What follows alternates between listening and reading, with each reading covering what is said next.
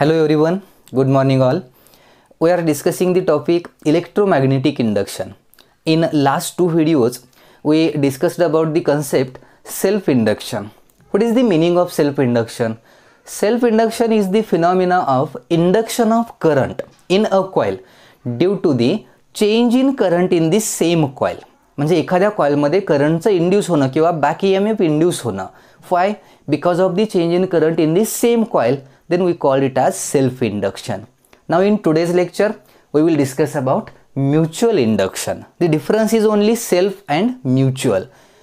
सेल्फचं meaning काय तर स्वतःमुळे स्वतःमध्ये इंड्यूस होणारा करंट आणि त्यासाठी आपण एक सिंगल कॉइल कन्सिडर केली होती. लास्ट लेक्चरमध्ये बघितले आपण. Now here the word used is mutual. Mutual means common. मग कॉमन म्हटलं की here we have to consider two coils. Common आहेत म्युच्युअल आहे म्हटलं की इथं म्युच्युअल कोणामध्ये आहे तर mutual common in between two coils. So the phenomena of induction of current due to the coupling between two coils, then we call it as mutual induction. Actually definition नाही, मी meaning सांगतोय mutual इंडक्शनचं. इथं आपण two coils consider करणार आहोत. लक्षात आलं. Self इंडक्शनमध्ये आपण जेवढा पार्ट डिस्कस केला आहे सेम तेवढाच पार्ट आपल्याला म्युच्युअल इंडक्शनमध्ये डिस्कस करायचा आहे. कन्सेप्ट फॉर्म्युले सुद्धा जवळपास सिमिलरच आहेत. फक्त सेल्फ इंडक्शन म्हटलं की single coil, mutual induction then we have to consider two coils. Okay, so here I consider or draw a single coil. This is our first coil, induction coil, ज्याला आपण inductor असंही म्हटलेलं आहे.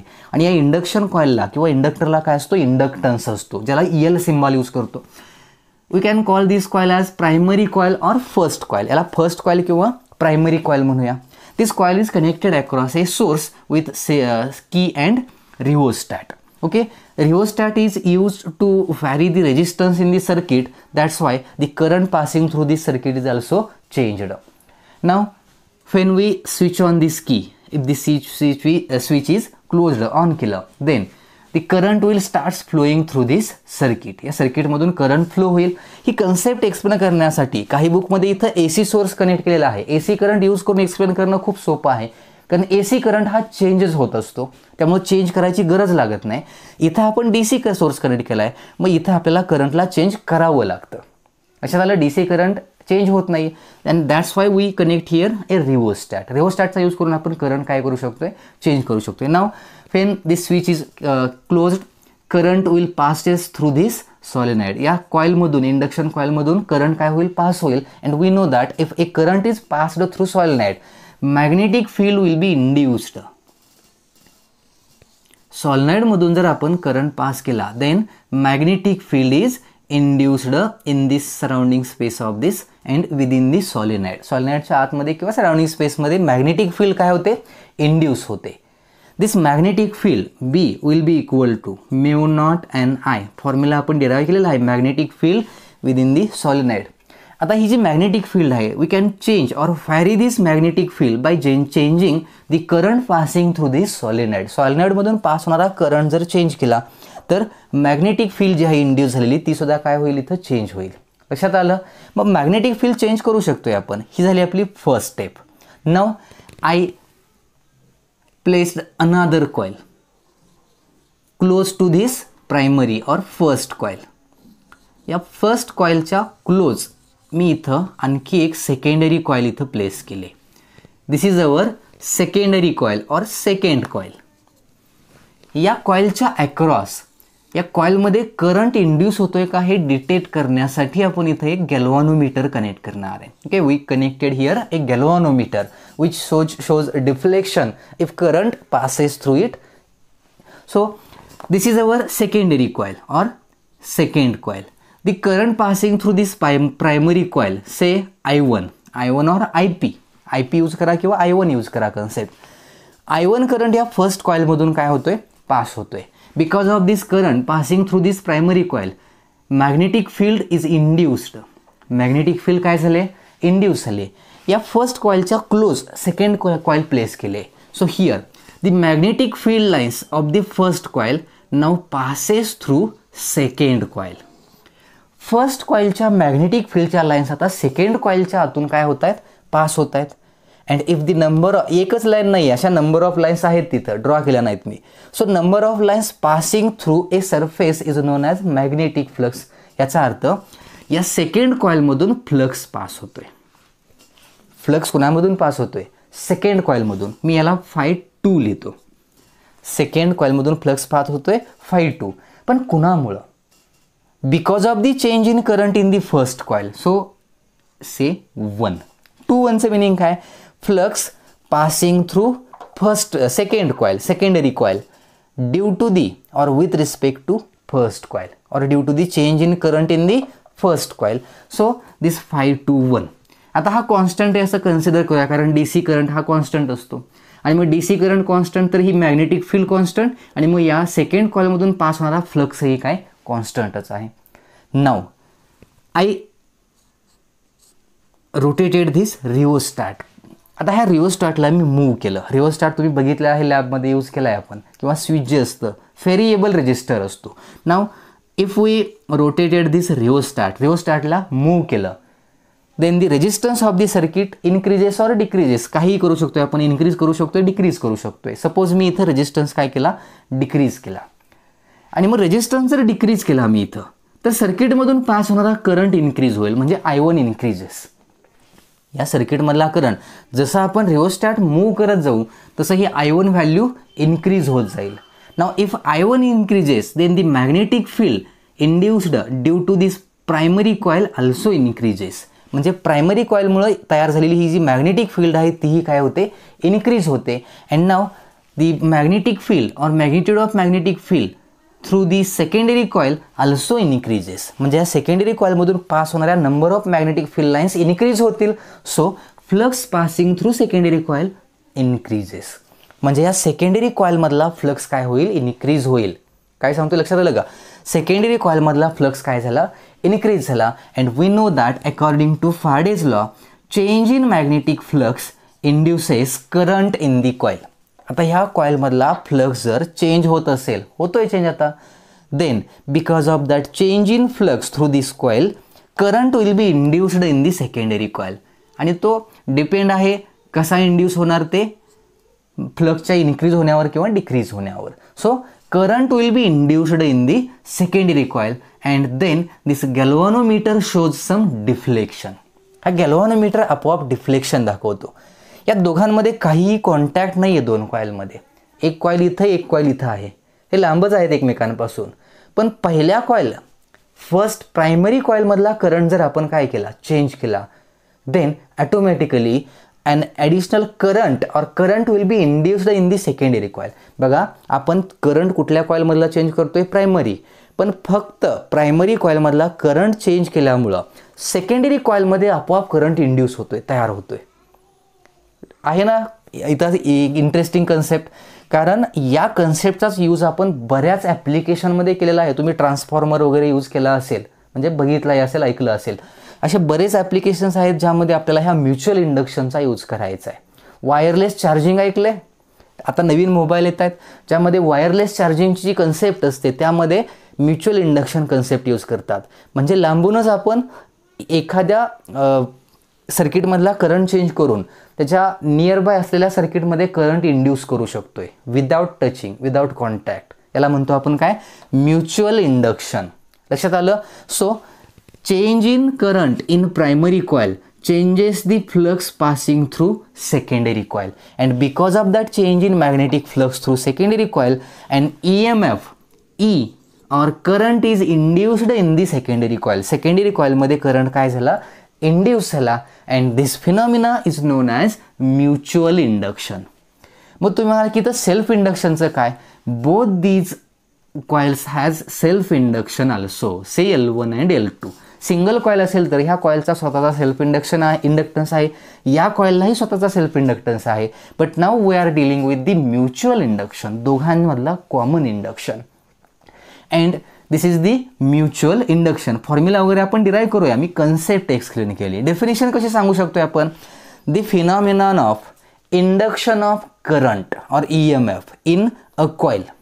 The phenomena of induction of current म्हणजे production of current in a coil due to the change in current in the neighboring coil.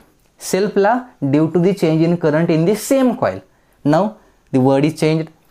Change in current in the neighbouring coil, then we call it as mutual induction. आता इथं काही symbols. Secondary कॉइलमधला current suppose I2 आहे असं म्हणूया आपण. Secondary coil, current passing through secondary coil is I2, current passing through primary coil is I1, then this is first coil, second coil.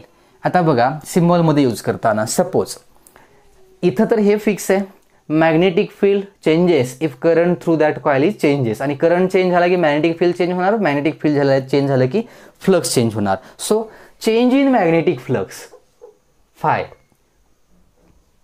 In secondary coil, change in magnetic flux through secondary coil due to the change in current in first coil, due to the change in current in first coil is directly proportional to the change in current in first coil. First coil मधला current change झाला की secondary coil मधला flux काय होतोय, change होतोय. म्हणजे यांच्यातली proportionality directly. So we use here phi21 equal to capital MI किंवा I1 म्हणूया आपण. And here this capital M is the constant of proportionality and we call this as coefficient of mutual induction, coefficient of mutual induction or mutual inductance ही म्हटलं जातं याला. mutual inductance, coefficient of self induction or mutual inductance. हा word जसं coefficient of self induction होता ज्याला L symbol use केलं होतं, तसं same this M stands for coefficient of mutual induction or mutual inductance. मग M चा फॉर्म्युला घेऊ शकतो आपण.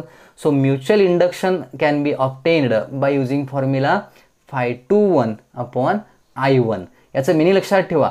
फ्लक्स कुठल्या कॉइलमधला चेंज होतोय, सेकंडरी कॉइल. करंट कुठल्या कॉइलमधला चेंज होतोय, प्रायमरी कॉइल. आणि मग या रेशोवरून आपल्याला काय काढता येतं, कॅल्क्युलेट करता येतोय आपण mutual induction. We can calculate here mutual induction between the two coils. या टू कॉइलमधला कॉमन इंडक्शन असतो तो म्युच्युअल इंडक्शन. या फॉर्म्युलाचा यूज करून आता याला आणखी थोडं वेगळ्या टाईपमध्ये कन्वर्ट करायचं असेल तर फॉर्म्युलेच्या टाईपमध्ये. Now the flux, we know about this flux. This is the flux passing through secondary coil and because of that change in flux हा phi21 काय होतोय, चेंज होतोय. का, फ्लक्स चेंज होतोय आणि मग करंट चेंज होतोय प्रायमरीतला. So because of the change in flux EMF will be induced in the secondary coil. Secondary कॉइलमध्ये EMF काय होतोय, इंड्यूस होतोय. मग आपण त्या EMFला इथं असं कन्सिडर करूया, E is the EMF induced in the secondary coil. So E2, but due to the change in current in the first coil, म्हणजे with respect to first coil, so E21 म्हणूया. Faraday's law काय सांगतो आपल्याला, is equal to minus D. Change कोणातला flux झाला पाहिजे, secondary मधला, म्हणजे phi21 by dt. Now we can use phi21 MI1. So E21 equal to minus M. हे M लिहितोय मी because M is constant and current changes, so we can write this M di1 by dt. So this is the EMF induced in the secondary coil. EMF induced in the secondary coil. So from this formula we can write the formula for mutual inductance equal to M equal to minus किंवा magnitude मध्ये लिहायचं असेल तर फक्त M equal to E21 divided by di by dt. Okay. मग self इंडक्टन्सचा formula आठवा तुम्ही. Self इंडक्टचा formula same होता, E upon di by dt. फक्त जर 2-1 असं काही नव्हतं कारण सेम सिंगल कॉइल होती त्यामुळे 2-1 नाही. पण फॉर्म्युला तर हाच आला होता. Same formula is used for self induction also. मग सेल्फ इंडक्शनचं जे युनिट आहे तेच युनिट आपण म्युच्युअल इंडक्टन्सला सुद्धा घेणार आहे, EMला. And we used a unit for self induction Henry. So here also we are going to use the unit Henry for mutual induction. Mutual induction लाही हे युनिट यूज करा. हेनरी मध्ये कॅपिटल H, पिली, micro, nano, Henry मध्ये conversion आपल्याला करायचे आहे त्यामध्ये. सो सेम युनिट यूज करणार आपण. हे झालं पहिली कंडिशन, म्युच्युअल इंडक्शन. आता म्युच्युअल इंडक्शन असं म्हणूया, mutual induction of second coil with respect to first coil. सिम्बॉलमध्ये लिहायचंच असेल तर mutual induction of second coil with respect to first coil. याच्या उलटं केलं आपण. हेच जर सेल वगैरे इकडं असतं आणि गॅल्व्हॅनोमीटर इकडं असतं आणि आपण I2 चेंज केलं असतं, काय झालं असतं बघा. If we change I2 then the flux passing through primary coil changes. Primary कॉईलचा फ्लक्स काय झाला असता, चेंज झाला असता. म्हणजे हे असं आलं असतं फ्लक्स आहे, ही कंडिशन लिहितोय मी फक्त. आता फ्लक्स कशातला चेंज होणार, प्रायमरी. मी उलटं केलंय म्हणतोय, गॅल्व्हॅनोमीटर इथं आणि हा सगळा सेटअप इकडं कनेक्ट केला. आता आपण I2 चेंज करणार आहे, म्हणजे आधी आपण I2 पास करणार आणि I1 मधला इकडचा चेंज बघणार आहे. मग I2 जर चेंज केला तर फ्लक्स कोणातला चेंज होणार, first due to second coil is directly proportional to I2. म्हणजे change in flux through primary coil because of the change in current in secondary coil directly proportionally घेऊ शकतोय. So we can write here this as Φ12 equal to mutual induction. Mutual induction of first coil with respect to second. इथं M21 लिहिलंय, इथं M12 लिहा, equal to I2 या टाईपमध्ये लिहिलं आहे. आणि मग हे जर चेंज केलं आपण या फॉर्ममध्ये कन्वर्ट केलं then we get here formula for M21 equal to E12 divide by di/dt. हे di1 होतं, इथं असणार आहे di2 कारण इथला करंट I2 आहे, इथं सगळीकडे काय होता I1 होता. आता हे आणि हे याच्यातला डिफरन्स काय, सॉरी हे काय आहे M12 mutual induction of first coil with respect to second coil. मग यांच्यात फॉर्म्युल्यात काय डिफरन्स आहे का, नाही आहे. दोघांचे एकमेकांशी असलेल्या जे रिलेटिव्ह दोघांचे एकमेकांचे जे म्युच्युअल इंडक्शन आहेत, here we can write this as M21 equal to M12 or we can write in common it as simply M. म्हणून सिम्पलमध्ये M फक्त लिहायचं. Here M stands for mutual inductance between these two coils. Mutual induction एका कॉईलचा कधीही नसतो, त्याच्या नावातच आहे. Mutual stands for common. मग दोन कॉईलमधला कॉमन असेल तर सिंगल कॉईल येणारच नाही. मग म्युच्युअल इंडक्टन्स हा वर्ड कधी यूज करायचा, if there are two coils. जर टू कॉइल्स इंटरॅक्ट होत असतील तर त्याला म्युच्युअल इंडक्शन घ्यायचा. And if we have single coil then we call it as self induction. Self inductance कधी, सिंगल कॉईल. म्युच्युअल इंडक्टन्स कधी, if we consider two coils. लक्षात येते काय सांगतोय. आणि मग यालाच प्रायमरी सेकंडरीच्या फॉर्ममध्येही कन्वर्ट करू शकतोय आपण. पहिल्यापासून जर परत रिपीट आपण बघितलं इथं लिहितोय मी फॉर्म्युलाचा. प्रायमरी आणि सेकंडरीच्या फॉर्ममध्ये जनरली सगळ्या बुकमध्ये तुम्हाला तसंच दिसेल. टेक्स्टबुकमध्ये फक्त हे 1-2 टाईपमध्ये दिलं आहे. This is primary coil, this is secondary coil. Now flux passing through secondary coil Φs is directly proportional to the change in current in the primary coil, so IP. Secondary coil मधला flux change होईल जर primary coil मधला current change झाला. So we write here Φs equal to MIP. M stands for coefficient of mutual induction or mutual inductance. Now we can find out the formula for induced EMF E equal to minus d Φs by dt. हा flux change होतोय कारण यातला current change होण्यामुळे. Value जर use केला तर minus d by dt M into IP. Here M constant, so we get formula E equal to minus M into dIP by dt. लक्षात आलं काय सांगितलं. आणि मग हा EMF इंड्युस्ड कोणामध्ये, सेकंडरीमध्ये. So ES EMF induced in the secondary coil due to the change in current in the primary coil dIP by dt. So we can write the formula for mutual inductance M equal to E divided by di by dt. Me di by dt common आपण term अशी काय घेतोय because this is the rate of change of current. di by dt मॅग्निट्यूडमध्ये असेल तर negative sine घ्यायची गरज नाही आपल्याला यूज करायची तर जर मॅग्निट्यूड फाइंड आउट करायची असेल तर. So this is the formula used to calculate the mutual inductance. युनिटही मी सांगितलंय सेम युनिट आहे. युनिट घेताना लक्षात ठेवा फॉर्म्युल्यावरून जायचं असेल तर व्होल्ट पर एम्पियर आणि टाइम आहे वरती हे असं आलं. हे फी व्होल्ट पर एम्पियरला आणखी काय म्हणू शकतोय आपण, फी अपॉन आय हे व्होल्टेज अपॉन करंट, याला रेजिस्टन्स पण म्हणू शकतोय आपण. So we can write this as ohm second also. Volt upon ampere याला ओहम म्हणू शकतो ना आपण. फी अपॉन आय म्हणजे आर असतो, रेजिस्टन्स असतो. So this can be written as ohm second. But we use unit what, henry. आपण unit काय यूज करणार आहे, हेनरी हे युनिट यूज करणार आहे. त्यामुळं व्यवस्थित लक्षात ठेवा. Now there is one more concept, coefficient of coupling और कपलिंग फॅक्टर म्हणून एक कन्सेप्ट दिलेली आहे. कोइफिशियंट ऑफ कपलिंग और कपलिंग फॅक्टर. आता इथं जो इंड्युस्ड म्युच्युअल इंडक्टन्स जो आहे तो कशावरती डिपेंड असतो, याचे काही पॅरामीटर्स आहेत. आपण सॉलिनॉइडचा फॉर्म्युला तयार केल्यानंतर थोडं एक्सप्लेनेशन करूया, पण आधी कोएफिशियंट ऑफ कपलिंग किंवा कपलिंग फॅक्टर म्हणजे काय आहे याचा थोडा आधी विचार करा. मी इथं काही कंडिशन्स ड्रॉ करतो.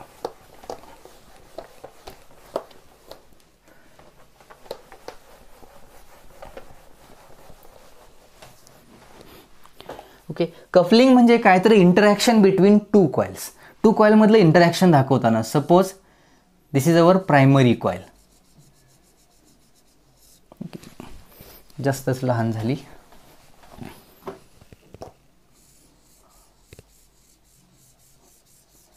दिस will be our first coil. Now I will draw here one more coil. आणखी एक कॉइल इथं मी ड्रॉ करतो. Suppose this is the secondary coil. ह्या कॉइल अशा या टाईपमध्ये इथं आपण काय केलेत, कंबाईन केलेत. हे कॉन्टॅक्टमध्ये नाही आहेत. एक टर्न असा असेल तर थोडा डिस्टन्स सोडून दुसरा टर्न दुसऱ्या कॉइलचा असू शकतो. So here the coupling between the two coils is maximum. म्हणजे बघा, फर्स्ट कॉइलमधून जर आपण करंट पास केला तर फर्स्ट कॉइलची जी मॅग्नेटिक फील्ड तयार होईल ती स्ट्रॉंग कुठं असते, इनसाइड दी सॉलिनॉइड. आणि मग फर्स्ट कॉइलच्या जेवढ्या काही मॅग्नेटिक फील्डच्या लाईन्स आहेत तेवढ्या सगळ्या लाईन्स सेकंड कॉइलमधूनही पास होतील. म्हणजे दोघांमधलं फ्लक्स जो आहे, magnetic flux of the first coil passing through second coil, हे जे मेजर आहे हे इथं मॅक्झिमम आहे. म्हणजे सेकंड कॉइलमधून पास होणारा फ्लक्स जो आहे हा इथं या कंडिशनला कसा आहे, मॅक्झिमम आहे. म्हणजे दोघांमधलं कपलिंग इथं स्ट्रॉंग आहे. दोन्ही कॉइलमधलं कपलिंग कसं आहे, स्ट्रॉंग आहे. आता सेकंड एक कंडिशन इथं ड्रॉ करतो मी. Now, this is our first coil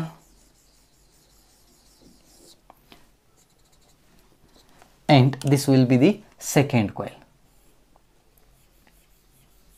Now there is some distance in between these two coils. ह्या टू कॉइलच्या मध्ये थोडं डिस्टन्स आहे, डी म्हणूया आपण.